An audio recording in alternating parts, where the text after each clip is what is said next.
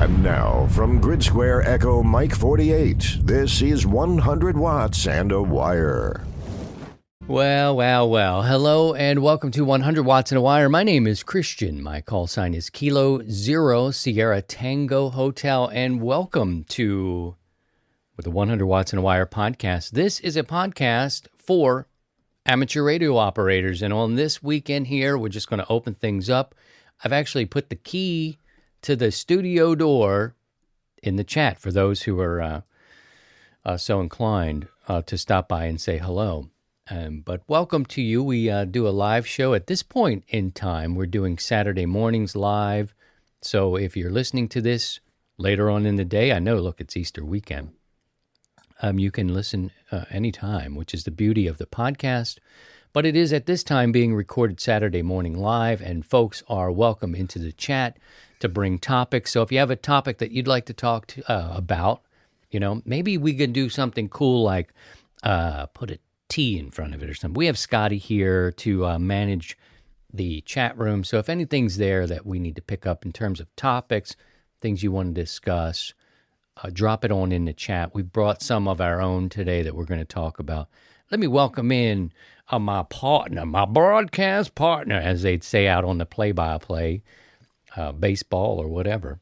It's Steve, Sidecar Steve, W7UDI. Good morning. How you feeling, dude? Everybody's getting, I'm doing what's better. going Yeah, on with Steve? Steve's sick. Yeah. I just can't be in a room with you, child. You some bitch. What's wrong with him? What'd you do? Hey. Oh, man. Yeah, this has been, I went through the 2+ years of the pandemic here, nothing. And then last Sunday afternoon, it just hit me. My throat just started getting really sore and feeling Did you fatigued, you get the seed? Did you get it? Do you think you have it? I don't know. I mean, it just seemed to be like a head cold. It just stayed congested and just that was about it. I thought it was going to run into the chest, but no, it just kind of pretty much was a head cold and stuffy. And so it was just a combination, burning the candle at multiple ends, and finally caught up to me. So I took a couple of days off from work and not 100% now, but I feel much, much better. I sound worse than I feel. So it's been. Oh, you don't sound bad, man. You don't sound bad. I was worried not for this whole thing. It's just, I touched base with you on the day and what's going on. You all right? It is so unlike Steve to say I'm feeling like I can't work on the net. And that was a sure sign that, like, ooh, he must be tapped hurt. out, and I don't tap out. But it was late. It was that's the thing. It was like 6:20, and it was like a game time scratch. If it was a horse race, you would have had Steve scratched from the start, and it was just one of those things. Like, okay, because he doesn't. Yeah, he doesn't do that. I felt really bad, but I just went into the house and. Because I was out here ready to go and getting set up, and it was like I can't do this, and I went to bed and I was done. Put a fork in me. So well, we're just going to keep it casual today. We get together and record a podcast, but again, this is a podcast for amateur radio operators. So the topics that come up can be controlled by you. I mean, to some degree, we come in here with a plan for sure. But it is the intersection of life and amateur radio. So you're going to hear that Sidecar was sick. You're going to hear that I got scheduled for my hernia surgery. See, this is all the things that, 80 meters is usually good for. But you know what?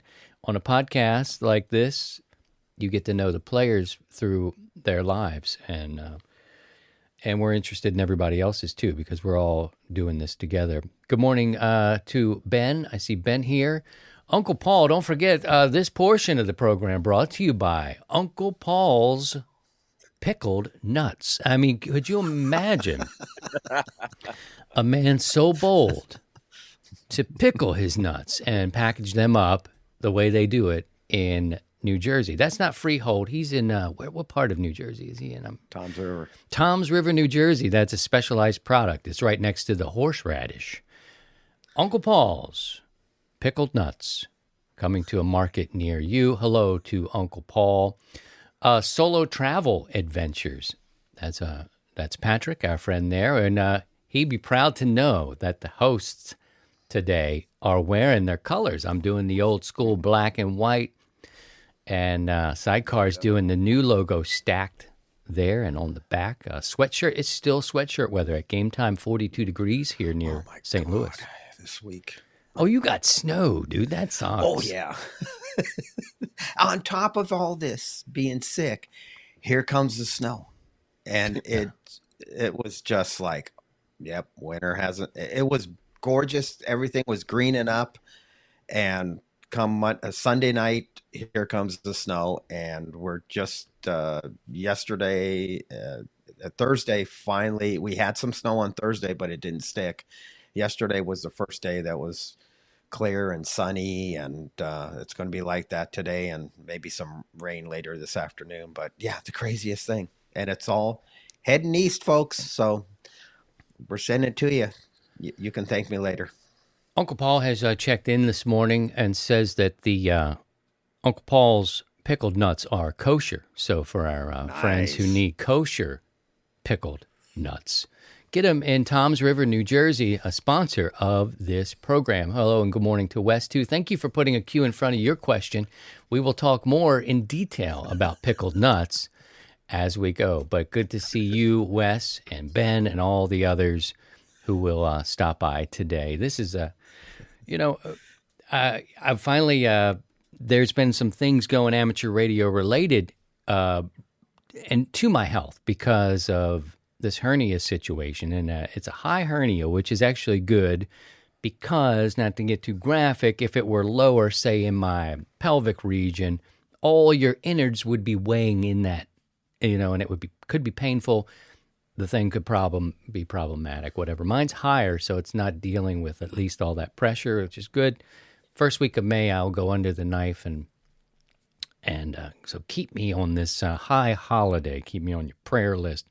It's not like a super duper surgery, but anytime somebody has to do that, think about them.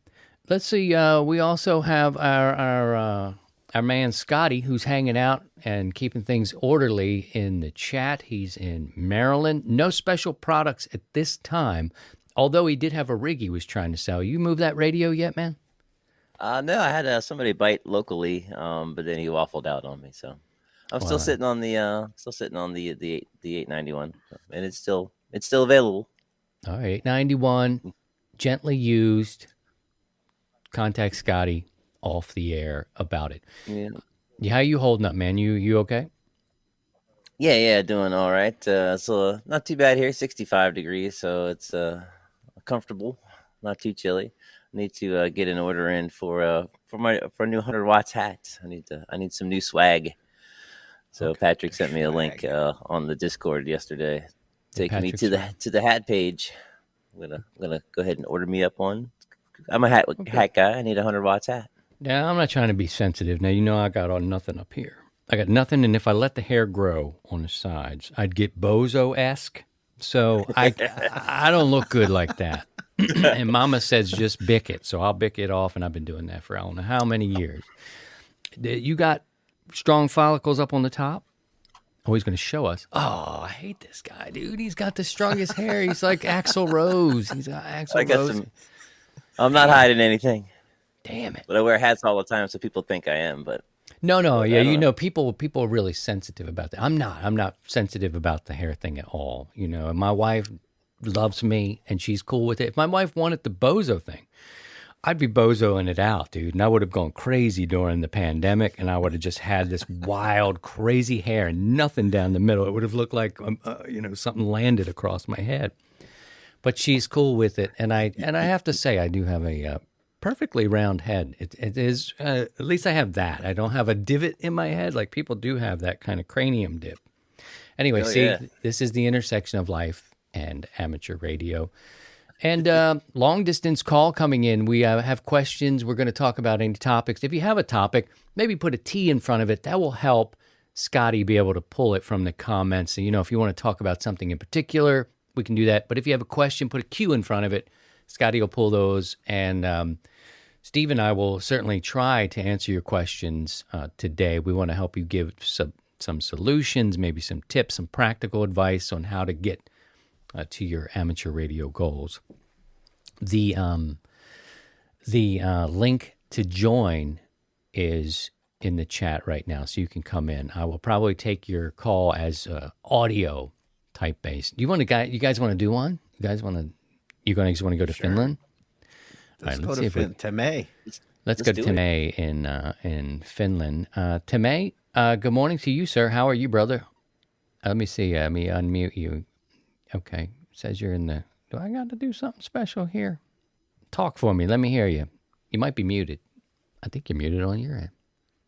Oh, damn. I think I got to bring him in here. Hold on a second. Let me see. This is the intersection of what the F. Timay, let me hear you. Hey, brother. Got no audio. Got no audio on you. What are we going to do? Uh-oh, I hear you. Going good, fine. There he is. Going fine here. All right.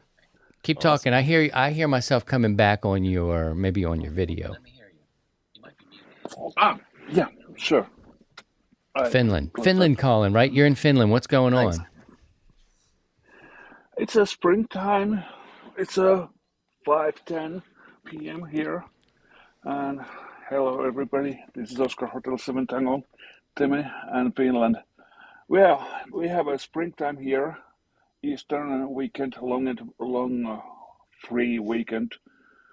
We have 4 day offs during this weekend, and the people are celebrating the incoming summer. Well, good for you, man. And when you say it's summer, that means it's like minus 20 degrees or something, right? Yeah. 0. As I have told before, that Finnish weather is 3 months cold and 9 months damn cold. Yeah, that's right. I know that's right. What are you going to do this weekend since it's long for you?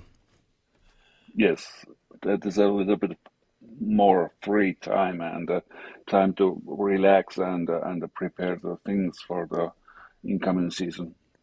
All right, good.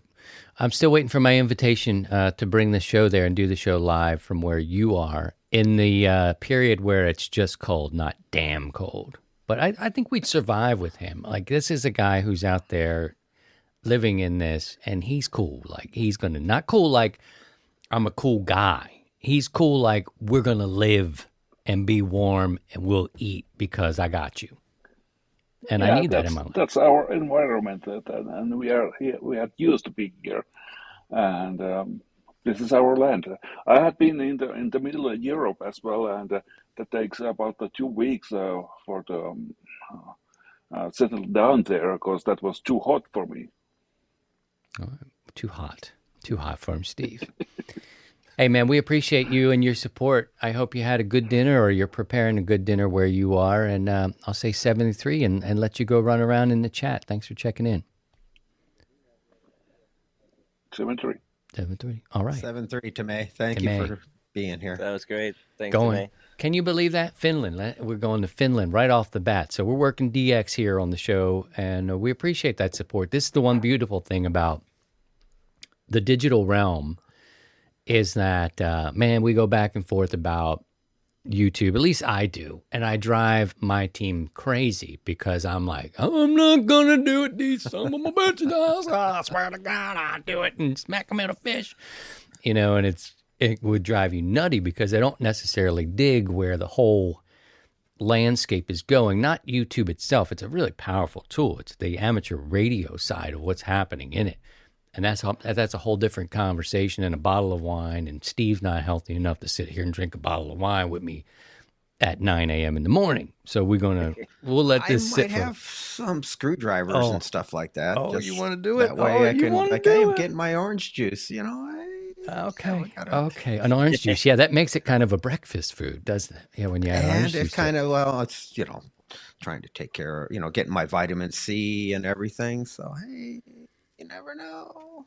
Well, the whole point of this is that the live streaming of it I really love, and our nets. The most popular thing that we do that happens to hit YouTube is the Sunday evening net. And people love to come in and watch this multi-camera net happen. at 100 watts and a wire. And frankly, we all love it too. And it's just, but because we do this and it's sent out here and recorded, we do a show like this and many people are listening. More people listen to the show. And if they can come by on a Saturday, cool. Time is in Finland. And because of this digital way we can do it, we can actually talk to our brothers. It's just it's a beautiful thing for me. Couple questions. Should we get into it? We're keeping it pretty loosey-goosey here. Yeah, I got one I just highlighted here off from Brad, and it was: is it desirable to ground the counterpoise of an end-fed half wave? And I've been kind of thinking about that one, and I have little to no experience with the end feds, and but from what I've been reading on people that have been using it. I have so far I've seen people haven't been grounding the end of their counterpoise, and I've seen anywhere from 7 to 14 feet, and everything in between as far as a counterpoise length. So I would kind of just leave it ungrounded for the time being, and you could try it if it's long enough to where it gets down to the ground, and you drive a ground rod or have a ground rod you can attach it to and give it a try. It's that would be one of those areas I try when I do plan to build one, and because I want to experiment with it, because I run into a lot of people on the air that use the end feds, and it's like, sidecar, you need to start get away from those damn double bazookas and off-center feds, and open up your horizons. I will not. I will dig in on the double bazooka. I'm digging in. I got your back on that one, Steve. But the end feds have always been kind of crapped on. Yeah. Well, I mean, at least in the time, this is our 7th season of doing this podcast. Mm-hmm. And during the time, ed feds have been, like, oh, it's a complete whatever. And I had spoken to you in recent weeks about traveling, because it's something I'm going to do, and maybe I'll take an end fed, and it's blah, blah, blah. And I was going to cut 66 feet of wire and another 6 feet as a counterpoise and put it on this, I don't know what this is. 9-to-1 or 49-to-1? Yeah, I think this is a 9-to-1, I believe. And try to get 40 and 20 on it, and then give myself a 6 feet counterpoise. And I did some research on that. So I think maybe there's benefits there, but like Steve, I'm in the research phase and I'm not in the test phase. And I now that the weather's starting to break, I want to try it, because I don't know what I'm going to do when I go out west. When I go to New York City, it's not going to be possible for me. Maybe a mag loop possible, but go ahead, Steve. Sorry. Lately, we're seeing more and more the ununs and or the 9-to-1s, 49-to-1s are becoming more prevalent and available. And years ago it wasn't really commercially available. You'd have to wind your own and make it. So I think that's where the end feds were kind of going, they were being poo-pooed on. And so now we have, these products that are truly what we need for the antenna being available. Sound now it's becoming more common. There's a couple of comments that said, well, my end fed doesn't use a counterpoise. Well, every antenna really needs a counterpoise. So what ends up becoming your counterpoise?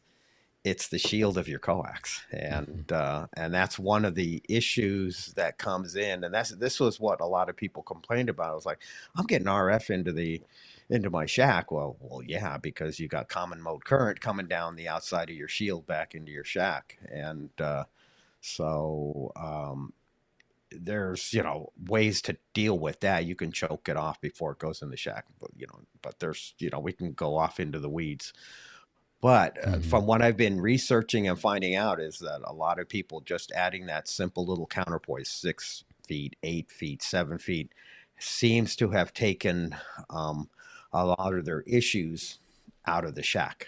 And so I'm going to try it. I got, my test bed out here, and I got ground rods. And so I'm going to try, I'll put up I got to order the parts, the ununs. So I'm going to order some 9-to-1s and 49-to-1s, and hopefully I can find some ones that can handle your full legal limit, because I want to burn them up if they can.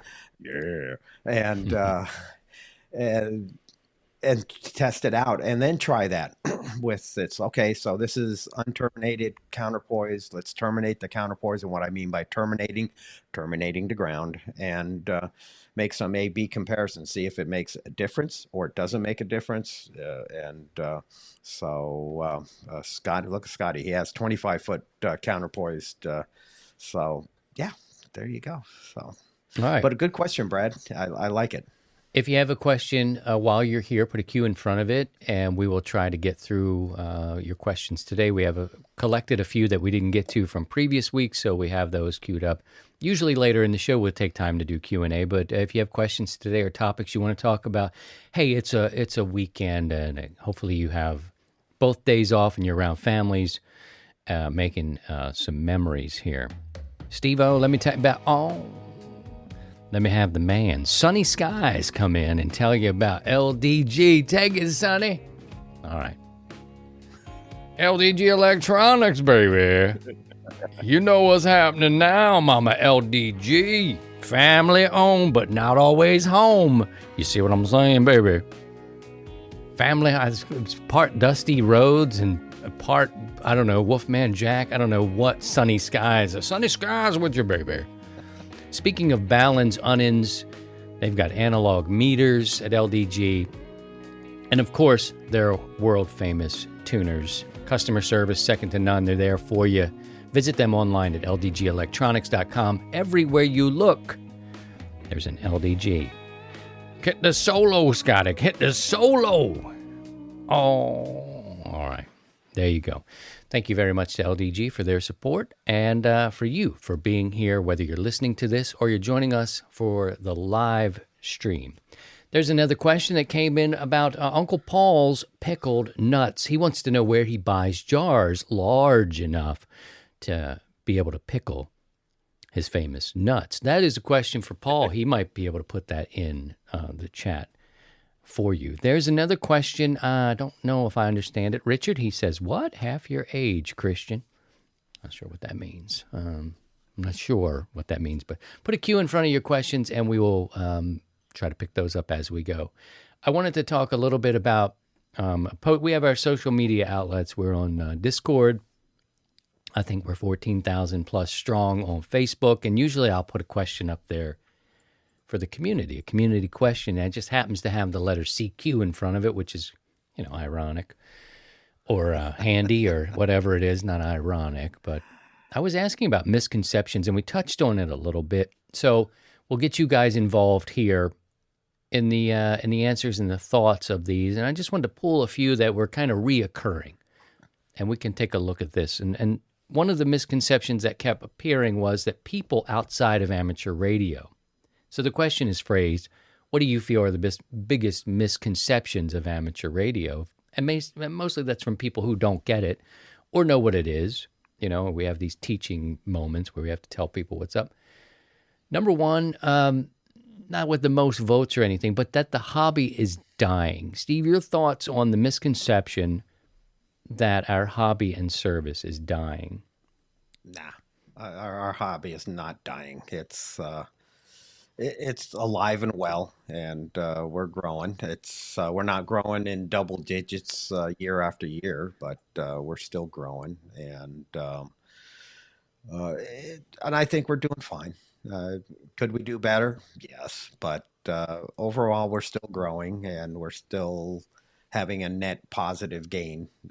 Unfortunately, we're losing folks as they age out, and God, that sounds harsh. And not as hard as saying they're all dying. They become silent keys, but that's what you mean, right?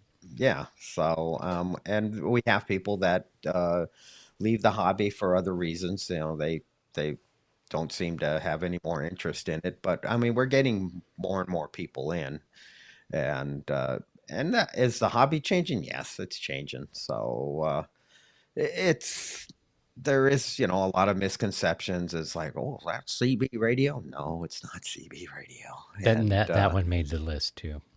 and it's, and a lot of people kind of remember their grandparents or their crazy uncle or whatever that is a radio operator and operates out of their basement and things like that. So it's I mean, there's a lot of misconceptions there, but and it's because people just don't understand it, and they just don't see the value of it or the need. Because, oh, I can just pick up my cell phone and talk to Australia with one phone call. That's great. I like it. So, Yeah. Misconception. I guess a point we just need to kind of teach people, and it's probably annoying a little bit because maybe we get looked at as being some sort of, oh, isn't that obsolete now? And it comes with, you're in your grandpa's basement and all these sort of, that's a misconception, and it's more ignorance than the fact that the people just don't know. And it brings up the point, maybe we need to do more. I mean, we do field day, and I've talked about this in recent years, I guess, is the message of field day is always the same. Field day, we love it. It's the most popular special event or operating event known to hams. Across the board, it's the most popular. Winter field day is successful also. Mm-hmm. But our messaging, we get out there and we're like, when all else fails, and, I think we probably need to tweak those, a little bit more. Yeah. Maybe we need to get out more than just this one day a year, I don't know. But I think then you hear the news stories and everybody's like, yay, we got on the news. But you can get a handful of stories every year and they're the same effing story. It's the same. It's like they just rewrote the story from last year and Milwaukee took the same thing. It's the same talking points. They just changed the name of the players that are involved and the name of the place that they're gathering. But I think what's really helping a lot, and this is the opportunity, and it goes to all of us that participate in Parks on the Air. I mean, we were just talking about that in the Discord group. So, and if you're not in our Discord group, look us up and jump in and join the Discord group. But we were chatting about it, and I saw a headline somewhere, probably on QRZ or something, that there's been 9,000 Parks on the Air activations, and so I think it's for just this year alone. And we're into the middle of April, so and there's guys activating, and now granted, one guy has 800 activations so far this year, so to have an activation count, you got to have 10 contacts. So I mean, he's pretty much gangbanging this. It's like, okay, boom, I'm going to get my 10 here, go to the next part, get my 10 here. Yes, Sherry, I'll see you in a bit. Sorry, Sherry. New T-shirt coming your way. Sorry, Sherry. Sorry, Sherry. Yeah, sorry, Sherry T-shirt. And Patrick, let's work on that. Patrick will work on it. What's that part? Yeah, get it handled. And then we'll just put a picture of Sidecar sitting in the chair at Sherry's office. Is this sad look? I don't know how you capture the chin in the chest, the head down of the 4-year-old who's just so sad. But sorry, Sherry. And that would be a great opportunity to show what amateur radio is. Now the other thing is going to be the public wanting to ask and being interested, because the last 2 years we've been kind of programmed to stay away, 6 feet, don't get any closer, and so I think it will take a little bit more time as we get back to normal and have normal interactions with people. And but Parks on the Air is probably our biggest and best way of promoting the hobby. And you know what? If creative people can get out there and do something similar to that, we've made jokes in the past about, working all rooms at the hotel, but people have come up with worked all Wawas. Pastor Joe wants to work all Wawas. People, that's a very East Coast kind of thing. You can work, what was it, the Walmart parking lots. And basically what it's screaming is that we just need to get out there and work, man. So Parks on the Air is a beautiful thing, and so is Worldwide Flora and Fauna. I think that's another way. People who love to get outdoors. Summits on the Air. Get up on the mountain. It depends on what kind of person you are. Camping. Get out and camp, right? that may not put you in touch with so many people, but if they get out and see us doing it, that's the thing. And field day becomes like, let's put up a sign, and it almost it doesn't bring the people in. It's almost kind of like, come over and stop over here and look at what we're doing. And people are kind of like, they're doing about their own things. I guess the point is we just need to get out there and do it more and maybe be creative. But I agree, Parks on the Air is great. So are other things. There could be other things that we could create to get out there a little bit more and put it in the people, around the people. Yeah, and hopefully it will. You're out in the park. You've talked to a few people. Well, those people talk to other people, and then maybe they'll go, "So, what'd you do this weekend, Fred?" Well, I went to so and so park, and I ran into these guys this guy that was talking on the ham radio and talking to all these people around the country and different countries, and all he had was this little radio and a piece of wire and this battery, and he was just kind of talking around the world and then this other guy that Fred's talking to could go, "Oh, interesting," and then it just promulgates that way, and hopefully the seed is planted and we get some more interest, because some people might go, "Hey, that's kind of cool." It might be the thing for them to get in the hobby, because they might I like the outdoor aspect. I want to be an outdoor person, but this radio thing kind of sounds intriguing, and it would be kind of nice to have if we're camping and yada yada, whatever. So I see the Parks on the Air being a great PR environment for us. We're going to get to some contests that are happening this weekend too. Let me kick it, see if I can do this. But first, let's bring Scotty on in here. This week in radio on the 20th, my father's birthday, 420 in 1926, the first check sent by radio facsimile. How you say that word? Facsimile transmission across the Atlantic. Scotty's in to tell us a little bit about what's going to be happening contest-wise this weekend for y'all.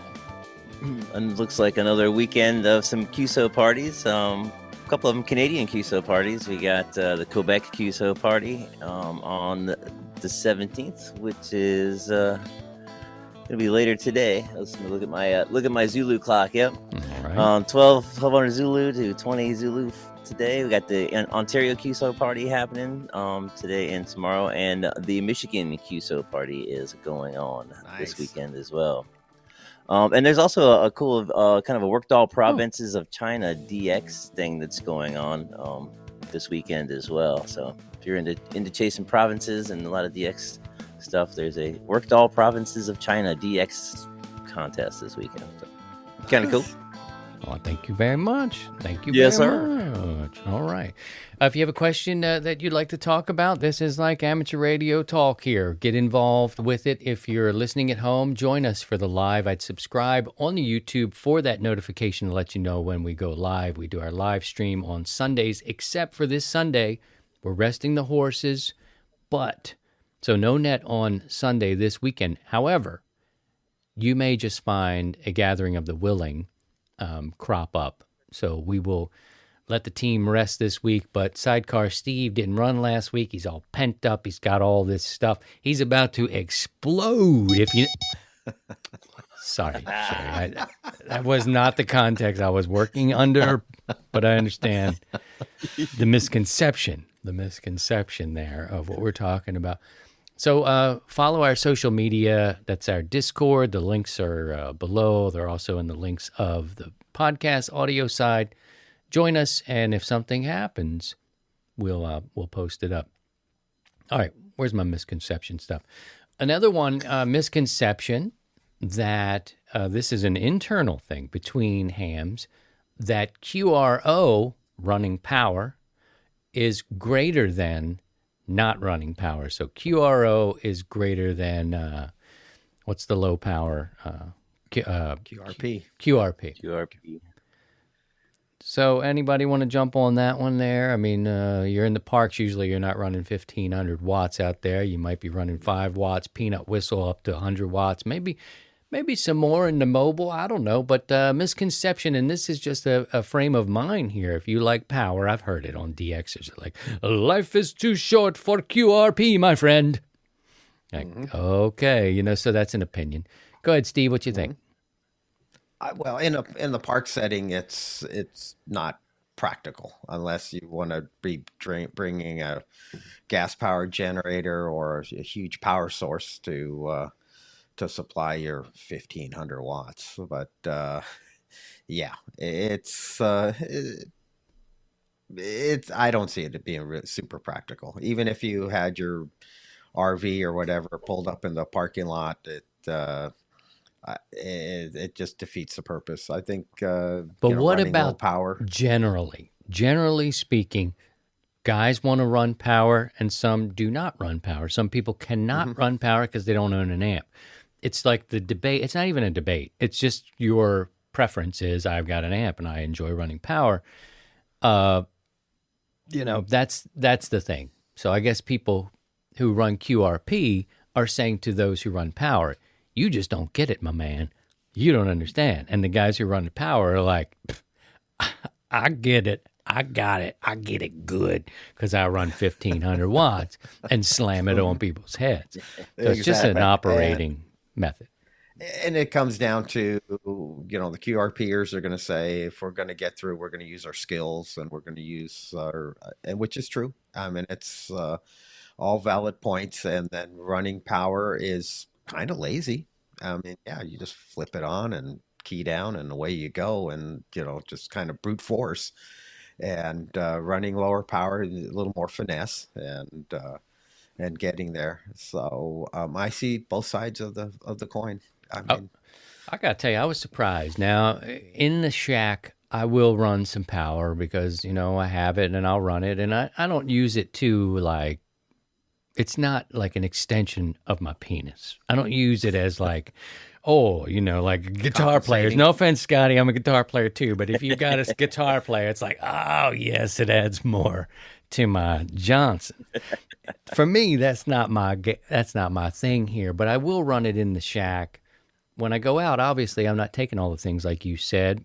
But I have a mental hurdle over going to the 5 watts or the 10 watts. And the 705 was a great test for me last weekend. I took it out, played around. And you know what? I made a contact in Maryland, of all places.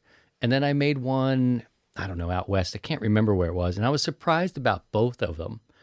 But I think if I had an antenna up in the tree, like just a simple dipole or an end fed, I would have done better. I was working on this little mag loop made out of coax, and it frustrated me a little bit. And I was like, if my antenna was up there and I was in a decent antenna, better antenna situation than this, I'd probably do even better. So I was a little frustrated on 10 watts on the 705, which is a radio that at one point I wanted to put under the back wheel of my pickup truck because everybody was going nuts and back over it and just have a video of that on the channel. Because I thought there was just so much hype about this thing. And I think it's all settled down a bit now. I can say the 705 sounds great, receive is great. But for 10 watts, I was thinking, you can do 10 watts if you have an external battery, like a Bioenno situation. 5 watts on like the HT battery that connects to it. 10 watts is a little frustrating if your antenna is not elevated more, I guess. So I was surprised, but also frustrated. And my takeaway was if I could just get my antenna higher or a longer wire and not use this mag loop, I would have done better. And maybe I'd have been like, wow, more consistency. I was finding like defeat. That sucks. What's going on? Oh, were no. you Do I just put looking it up? for defeat and not looking at the positives? You were just kind of were you? I was trying, Steve. Like I was trying it, and I think the results were coming up short. And I was not defeated. I was definitely going in like it's taken me all this time to at least try. So yeah, there is something inbuilt in me that says I need my 100 watts, or I need as close to 100 watts out of this as I want. Got to get it 100 watts. 10 watts surprised me to Maryland, surprised me somewhere out west. if I had a better antenna situation, I probably would have done more, and I would have come away with Yeah, like, you would have. Yeah. damn, this is all right. This is all right. So I think it's Or still, you I'm could on the have, or you fence. could have turned that mag loop antenna, and your peak of the antenna could have been pointing into an area where there was nobody there, True. and you were so that could have been one factor. But yeah, I would try one of the higher dipoles that are in the trees and try it again and see what happens. Now, another thing could have been propagation at the time. Lately, we've been dealing with some CMEs and a few other odds and ends from the good old sun. That's kind of foobarred the band up a little bit, but I wouldn't give up on that. I haven't, and it sounds great. The thing is like, I know that when I go to New York, I'll be in Manhattan, and there's no chance of sending it up. So this was kind of a test just to see what I could do in a pretty city situation. And we'll see. It's so easy to pack it up, carry it. The 705 super light, but the receive on it is really good. So it right now it's on the list. I haven't pulled it away from the table. I'm so used to working in such a way that I'm becoming not a power snob. Like, I don't need to have all that money. I mean, power out there in the field, but I like to have my 100. I have gone down to that snobbery. So, You're and snob. You're a snob, right? Oh You're- yeah, I'm snob. I'm a power snob, but I got humbled really quick last night. So Well, tell me about it. yeah, Do so tell, do tell. I come out to the shack yesterday, feeling pretty good, and bring up the Discord group. So if you're not with our Discord group, here's your chance. Come and join us on Discord, and on the ham radio, hey, where are you guys hanging? And I just threw out, I'm sitting on 14260, listening to a couple guys chit chat, and they were in the background, and I'm just kind of catching up on my Discord, and they kind of finished up, and then some gentleman started, doing an audio test, and so being the smart ass that I am, Sherry, yes, I'll see you in a few minutes. That's a mild one there. I said Johnson, Sherry. I mean, and I meant like my Johnson. Yeah, but she gives you a lot of slack. I'm the whooping boy, Yeah, you're the one that write I'm in bad the checks. meetings for. I'm in the meetings, and they're like, "Look, sidecar is just, like, yeah, you gonna do So, so to being the smart ass, I said, "Hey, your audio sounded good," and he freaked out. He's like kind of acting like he's, I didn't know I was on the air. It's like, well, what do you think you were doing? I mean, you're doing an audio check and you're transmitting. But I didn't say that. I wanted to, but and and I threw my call out. Yeah, he gave me his call, and I tried to initiate a QSO, but it kind of faded away. And then another gentleman came in, and I started chatting with him, and he was in Florida, and then towards the end, right at the end, as we were signing, I looked over towards my amp, and I go, yeah, I turned it on. I never put it. I looked over, and I saw the watt meter on the amp, and it said 50 watts. And I'm like going, holy smokes, I've been running 50 watts this whole time. So, and we were both S9. So you don't have to have the power. But how fast did you reach over and go, oh no, power. No, I must push button. Right at must push button. And then I reached over and I Can't hit believe it. I And left the amp off.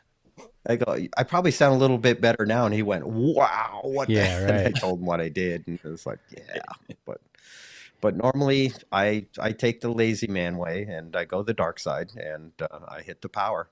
It's There's no right or wrong. There's no right or wrong. Do what you want to do. I think that's the message we always come away with, is that do what you want to do and leave people alone. If you can't, you let them be, leave people alone. Try to leave people alone. That's one of the things that will help us, is if we can leave people alone. There's some other ones there. There's a question that came in. Again, if you have a question, put a Q in front of it. Welcome to the show today. It is a podcast for amateur radio operators. So we talk about life and amateur radio, and as they intersect. There was a question about where to get those cool looking hoodies and sweaters. And if you go to 100wattsandawire.com, click on merch, you'll find something there for you. Different There's colors. lots of stuff. Old school logo here in the black and white. Steve's sporting one of the newer logos stacked on a sweatshirt. Both sweatshirts black. His is gray. Get out of the way. Scotty's got a shirt that's 100 Watts and Wire old school logo. It's all there available to you, and it supports the show. All the money that comes into the show goes back into development, production, distribution. We just put it right back in. So, but thank you for that question, Timay. Anybody else has one, just put a Q in front of it, and we'll get to that. And it's about that time. Speaking about my QSO, Dave is here. Dave Albright, KO4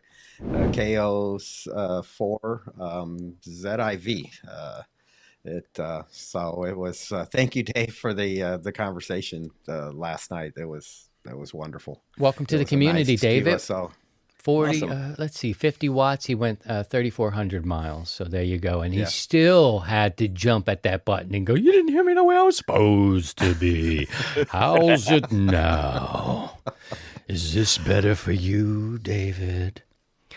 Anyway, this is the portion of the show where we take some of your questions that come in. They come in through a form during the week, or they come into the chat by putting a Q. We try to answer as many as we can. You can bring up topic suggestions, whatever you like.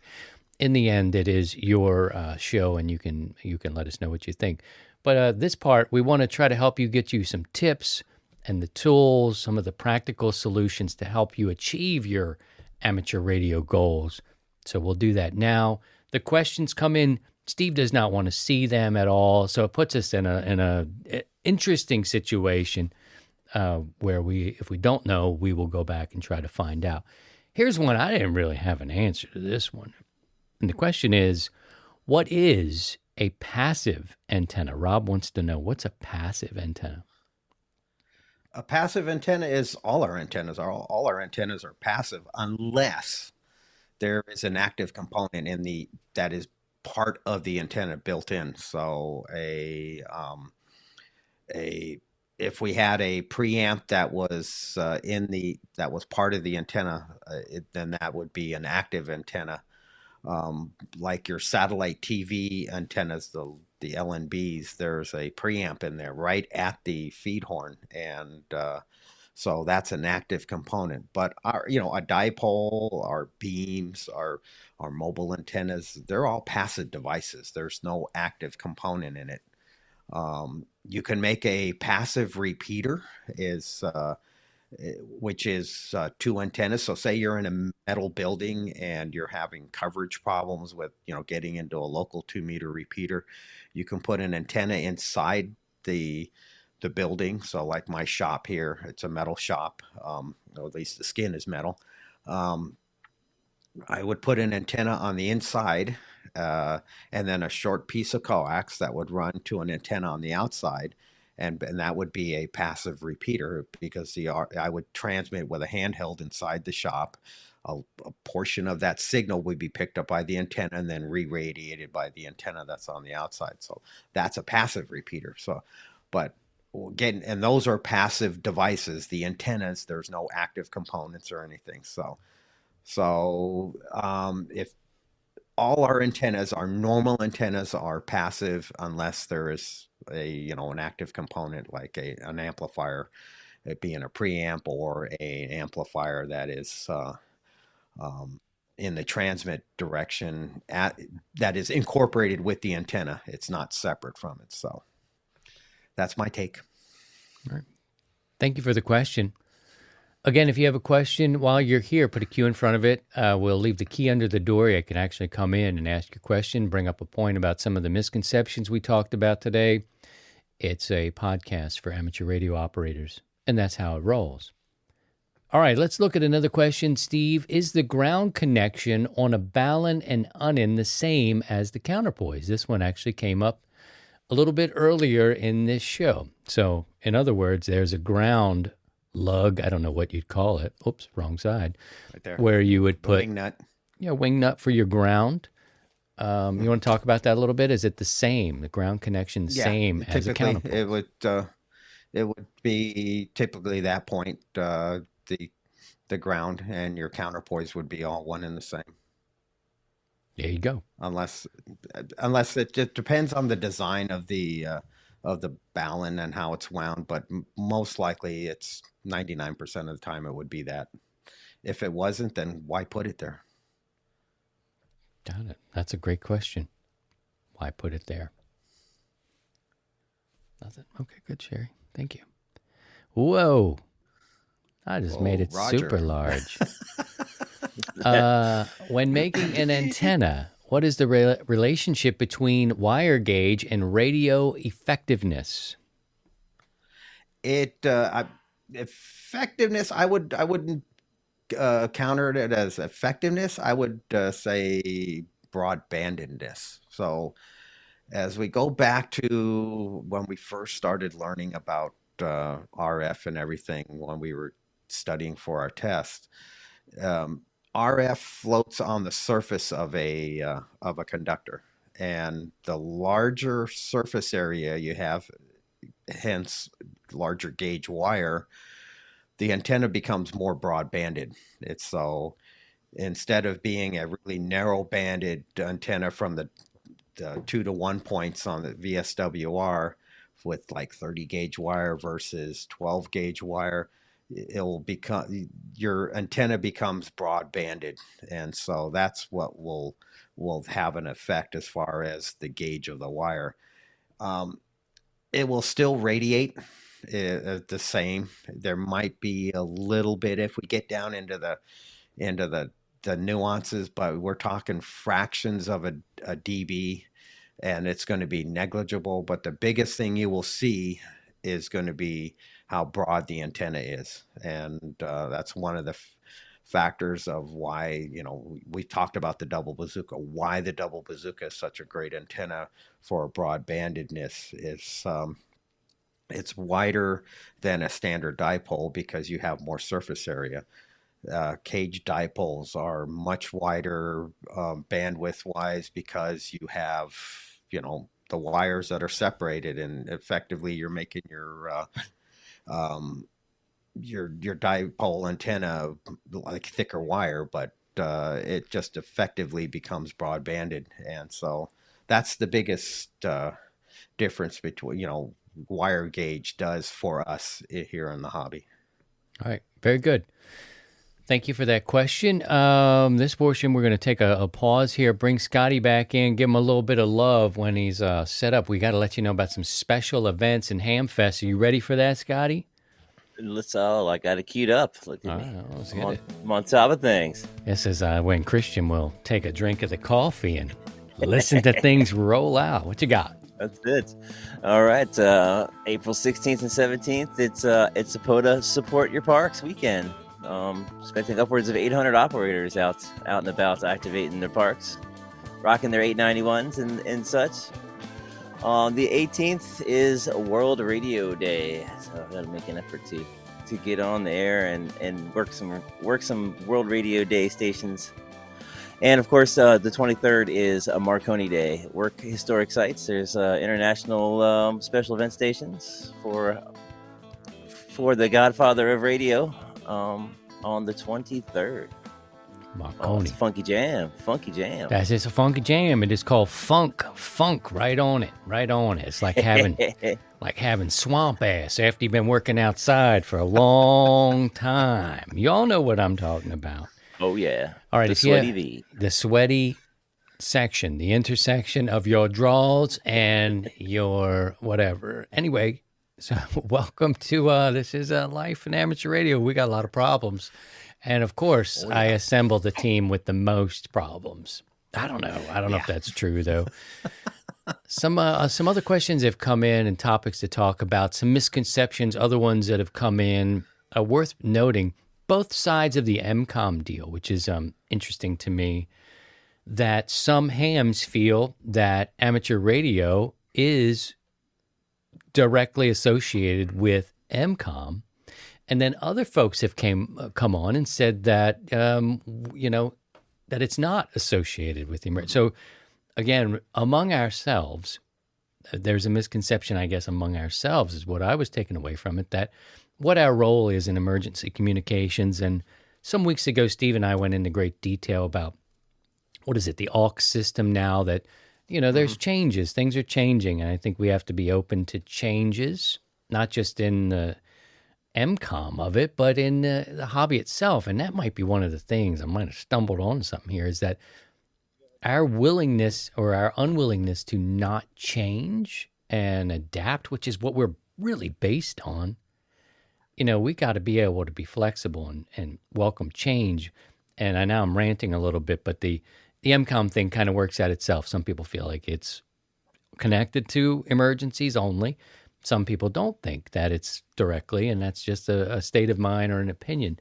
But really, the change aspect here, maybe we can spend a couple minutes talking on how this hobby has gone from men in suits sitting around with the pipe and the tubes and all the changes that have come around, and how now we look at digital and FT8 and all these other modes as being, what happened? I don't know what happened. Somewhere along the line, we lost our openness to change. I don't know. What do you make of this, Steve? And then Scotty, I'll come over to you. I mean, we have a lot of. I mean, let's look at the demographics of the hobby here, and it's a lot of older, more seasoned, senior people, and they're pretty well set in their ways. I've been doing sideband since the day of time. I like that. I like that character, by the way, and we need to do that more.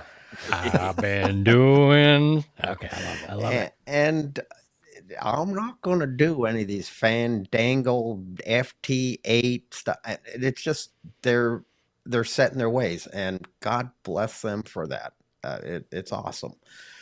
But it's we change. We have some pretty great people that are developing software and incorporating new technology into our hobby, and new modes that have attracted a lot of people. And we just came through the solar minimums, and I think FT8 was probably one of the best modes to be here at the time to get a lot of people through the minimums. We lose a lot of folks because they get discouraged, because they can't work DX, because propagation sucks. And I'm like going, yeah, it does, but we'll get through it.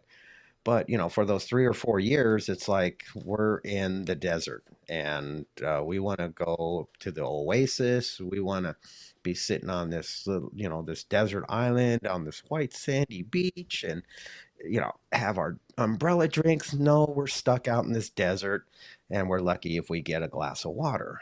And so there's just this resistance to change, and it's the curmudgeons.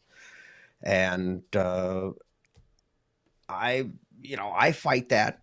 I'm in that category. I'm that old guy, been around for 40 plus years, and but I recognize, having change, and the hobby has to change and will change, and there's nothing I can do to stop it. And let's just go along with it and become part of the solution, not become part of the problem. And so there's that. And it is also came down into the ecom thing. And there's people that want to relive the glory days that we amateurs, we were here to save the day when the existing communications network fell apart. And that has changed. Things have been more resilient, especially in the metro areas where the counties that can afford to have these systems. Out in mine, where I'm at, we're a little behind the times, but so there might be a little bit of hope for us. But it's just, I think it comes down to the resistance to change, and people will fight, and they want to relive the glory days. And it's easy to sit back and blow V8 and say, I remember back when, Marconi was just a punk ass kid, and I taught him everything he knows. Yeah, great points. It seems that we always start talking about the same thing. Big famous radio guy agrees with me. Oh. Don't you know any other goddamn tune? Yeah, so in the great words of Chris Farley, don't you know any other GD? tune. Scotty, just a second there. I know we're creeping up on an hour, and for our podcast listeners, that's usually as much as we will force on you. So I want to see if anybody in the chat here would like to, we could do a little overtime today.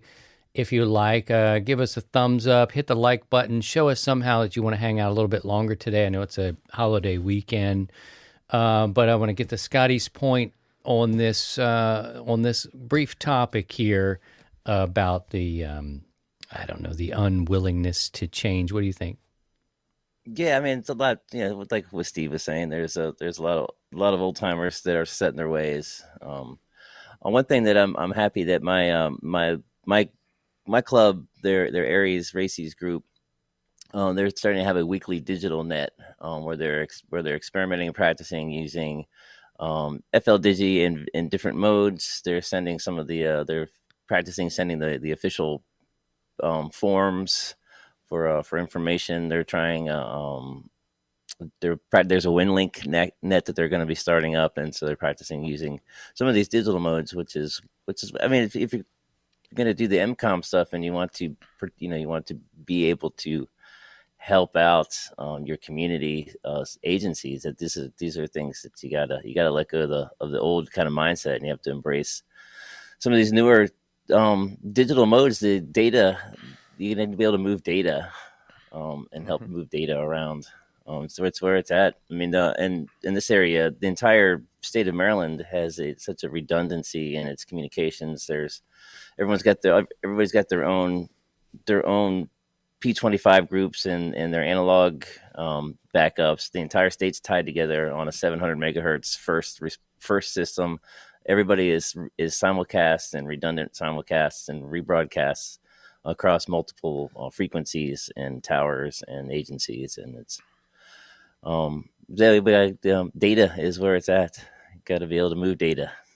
Digital modes are the future of MCOM with that stuff. If the FCC knew you were doing drugs on the air, shut us down. Okay, that was Scotty. Scotty's checking in. So thank you.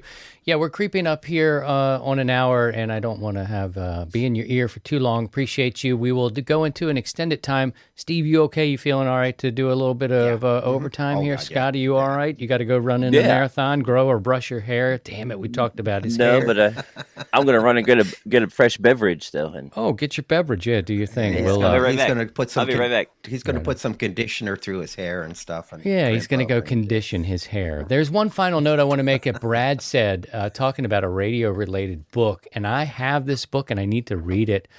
Let's talk about the 100 Watts in a Wire book club. It's called Thunderstruck, and it's meant to be amateur radio related. It's a New York Times bestseller that I've picked up, but I've yet to read it, but I want to, and it's close. And so when he put that note there in the chat, I had to grab it off my bookshelf because it's there and it's one that I want to check out. Let's say 73 to our friends who are listening to us. We appreciate you every day. You are the backbone of this show. Although we record it to bring you in, I really love the live streaming aspect because you can come in here and be a part of the show. But we know that listeners are really where it's at. This is a 7-year-on podcast about amateur radio. Please share it with your friends. Please subscribe. The little things you can do are not vanity metrics for me, for sure, but the thumbs up, subscribing on YouTube, it lets that algorithm, which is a heartless machine that just wants to see that people dig what you're doing, so they kind of throw it out there to others. If that little bit of support, you can manage that just helps our community throw more seeds in a broader way. I'll say 73 to Steve and to Scotty, and we'll head out of here. And we'll do a little overtime on YouTube for the YouTube folks. Anything we missed, Steve? No, I think we got it. So thank you, everyone, for being here. Happy Easter to you and the family, and we'll look forward to catching up with you again next week. 7-3 Scotty, thanks for coming by and running things in the chat room for us, sir. Yeah, 7-3. Yeah, sorry, I really had to use the bathroom real quick there. I couldn't quite make it to the finish line, but I'm back. I'm back, baby. I'm It's back, baby. too much, Potty talk is too much. Yeah, you could just say something about your Johnson, but potty talk is too much. 73 guys. May the dogs run 73. by your side, and by all Happy means, Easter. if you can, please stay above the noise. 7-3, everyone. To join the 100 Watts in a Wire community, visit 100wattsinawire.com.